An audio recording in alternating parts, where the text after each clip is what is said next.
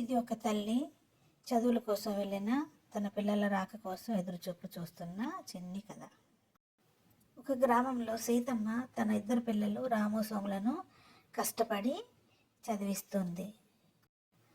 తను ఎంతో కష్టపడుతూ పిల్లలిద్దరి కోసం ఏం కావాలో అది నెరవేరుస్తూ కష్టపడి వాళ్ళిద్దరిని చదివించసాగింది. పిల్లలు రాము సోములను కష్టం తెలియనీయకుండా వాళ్ళకు కావలసినవన్నీ ఇస్తూ వాళ్ళ సంతోషమే తన సంతోషంగా పెంచింది. రాము సోము గ్రామం విడిచి పెద్ద చదువుల కోసం పట్నం వెళ్ళి చదువుతానంటే కూడా సీతమ్మ వద్దనలేదు. వారి కోరిక మేరకు బాధతోనైనా వీడ్కోలు చెప్పింది. చదువుల కోసం వెళ్ళి ఉద్యోగాలతో స్థిరపడి రాము సోము గ్రామం వైపు రావడమే మానేశారు. తల్లిని చూడడానికి కూడా రాలేదు.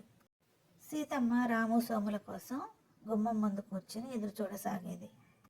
సీతమ్మకు వయసు దాటి ముద్దుసలి అయినా కూడా పిల్లలిద్దరూ రాలేదు. తల్లిగా తన బాధ్యత నెరవేర్చింది. పిల్లలు వాళ్ళ కర్తవ్యం మర్చిపోయినా వాళ్ళని దూషించలేదు ఆ తల్లి. సబ్స్క్రైబ్ మై ఛానల్ చిన్ని కథలు చెప్పనా.